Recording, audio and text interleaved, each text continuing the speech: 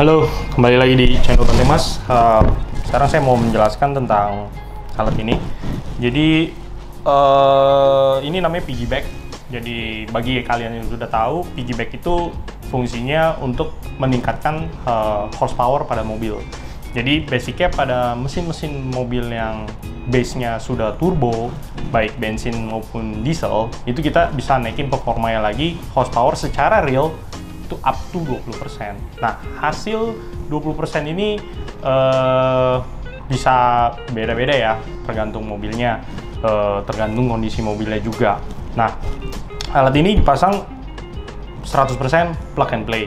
Jadi nggak perlu khawatir pemasangannya lama, nggak perlu khawatir ada kabel yang harus dipotong, nggak perlu khawatir hasilnya juga tidak sesuai.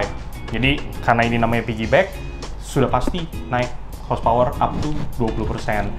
Nah, ada beberapa di pasaran mungkin yang jual alat dipasang di aki, bilang bisa naikin tenaga, tapi kebanyakan ya sugesti. Nah, kalian perlu lebih cermat ya untuk lebih tahu alat apa aja sih yang bisa naikin horsepower dari mobil.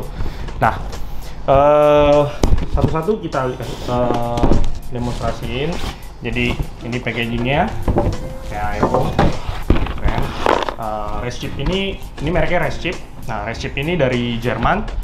Jadi di website bisa kalian lihat reschip.com.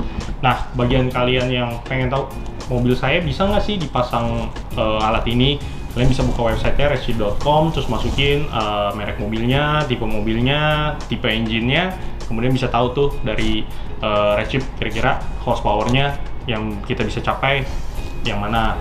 Ada yang RS, ada yang S gitu, ada tipe-tipenya juga yang cocok untuk mobil kalian yang mana, kalian bisa pilih. Kemudian ada kenaikan horsepower sekian persen, atau plus berapa HP, torsinya juga bisa dilihat. Jadi, nah, hasil yang ada di web mungkin akan sedikit bervarian karena bahan bakar, kelembapan udara, cuaca kita di sini lebih panas dibanding di Eropa gitu. Jadi ya hasilnya mudah-mudahan kurang lebih cocok di kalian. Nah, ini ada modulnya. Jadi ini Reschipnya bentuk kayak gini. Ini tinggal pasang aja, atau kalian mau adjust sendiri horsepower-nya. Tapi kebanyakan kita sih udah kasih ke settingan yang paling optimal dan juga aman. Nah, ngomongin soal aman, alat ini 100% PNP. Jadi kita kasih lihat kabelnya. Nah, di sini ada kabelnya. Nah, uniknya di Reschip itu dia soket-soketnya udah sangat baik. Kabelnya juga udah terbungkus selang seperti ini dengan baik. Kemudian ini ada namanya bypass. Jadi ketika mobil perlu diservis, kita harus cabut modul yang tadi, yang kotak gede. Yang ini kita pasangkan bypassnya. Jadi dari ATPM akan membaca kalau horsepowernya balik ke standar. Terkadang ATPM, beberapa ATM ada beberapa yang update software di ECU mobilnya. Nah, itu horsepowernya lebih gede lagi sedikit, bahan bakarnya lebih efisien lagi gitu. Jadi kita ikutin aja update dari ATPM, kemudian colok lagi, lebih naik lagi gitu. Nah, balik ke kabel dan keamanan. Jadi ini kabelnya udah aman seperti ini. Dia juga waterproof ya, bukan water resistant. Jadi ini posisinya harus di dalam mesin mobil, dipasangnya di dalam mesin mobil dan di posisi yang agak tinggi. Nggak kena kayak misalnya kita lagi lewatin banjir gitu, nggak lewatin. Jadi kita posisi paling tinggi, dan dia waterproof, bukan water resistant. Jadi kalau ditembak pakai steam di mesinnya, ada kemungkinan alatnya bisa rusak. Nah, kalian bisa bedain ya tentunya. Nah, soket-soketnya ini yang dicolok di sensor-sensornya, ada di sensor common rail, ada di mach sensornya. Nah, itu dia sesuai dengan merek dari mobilnya. Misalnya mobilnya Mitsubishi, soketnya bentuknya gimana? Nah, itu persis sama. Nah, misalnya mobilnya BMW gitu kan, itu juga persis sama. Cara bukanya pun dengan soket originalnya pun sama. Jadi tidak ada kekhawatiran ketika soket dicolok, ada malfunction, konslet atau apapun itu. Jadi soketnya sama, dan si Jerman sudah memprediksi fungsi dari kabel-kabelnya ini. Jadi kita nggak perlu pusing lagi, nggak ada salah penyuntikan atau apapun. Jadi 100% plug and play.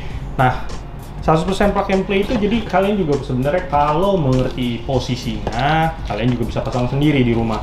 Nah, bagi yang di luar kota, kadang di di Jakarta kan banyak ya, ada yang namanya refresh. Jadi kita refresh dong gini, jadi kita mapping ulang dari ECU-nya. Nah itu juga cara kerjanya sama, hanya kalau itu kan ditimpa, jadi mappingan standar kita timpa dengan mappingan baru yang lebih baik, lebih efisien. Nah cara kerjanya kurang lebih sama, cuman kita pasangin device piggyback namanya. Jadi ECU akan baca software dari modulnya, jadi dia akan baca mappingan baru dari modul ini. Nah kalau remap di luar kota pasti kan sulit. Remap perlu keahlian, remap perlu menginstal software ke ECU. Nah itu kadang prosesnya agak harus lebih cermat dan harus orang yang lebih mengerti kayak gitu. Nah kita sediakan barang ini supaya bagi kalian yang di luar kota bisa pasang sendiri. Nah pertanyaannya kadang ada pertanyaan, makin boros nggak sih? Terus kalau ada kendala gimana gitu kan. Nah balik lagi, kalau ada kendala misalnya ada check engine atau apapun itu yang disebabkan, terkadang biasanya sih 95% bukan dari alat ini, karena alat ini sebenarnya seperti USB dan mobil kita adalah laptopnya, jadi dia baca data dari USB.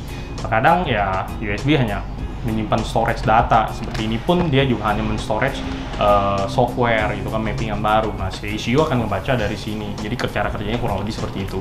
Nah ketika ada problem nggak usah khawatir, dicabut recipe-nya, ambil bypassnya, ini harus kalau bisa selalu ada di mobil. Jadi kita tinggal pasang, colok, selesai. Normally biasanya karena pressure-nya balik ke standar, mobil akan kembali normal. Kalau dipasang bypass masih ada masalah, nah kita mesti cek ke bengkel. Ketika ada check engine pun, ketika pressure kita balikin ke normal dengan kita memasang bypass ini pun, kita juga harus ngecek errornya ada di mana. Kadang kalau mobil diesel ada problem di filter solarnya udah kotor. Nah itu kita juga harus rajin ganti, tapi kan terkadang orang juga suka miss ya kayak gitu. Tergantung sih, kalau sering servisnya di ATPM biasanya sih enggak. Nah, terus bahan bakar. Nah untuk mesin turbo bensin, bahan bakar sangat penting. Dia harus pakai sesuai dengan oktannya. Kita beruntung sekali sekarang udah punya namanya Pertamax Turbo dengan oktannya dia 98. Jadi itu udah sangat cukup. Minimal mesin turbo itu bensin dia oktannya harus 98. Tapi kita udah berapa tahun ya? 2-3 tahun ini, 4 tahun mungkin udah punya Pertamax Turbo. Kita bersyukur sekali sekarang Pertamina udah bisa memproduksi bahan bakar untuk mesin-mesin turbo. Makanya Honda keluarin Honda CR-V turbo, Wuling juga keluarin turbo, semua ATPM makin lebih berani untuk ngeluarin mesin dengan varian turbonya gitu.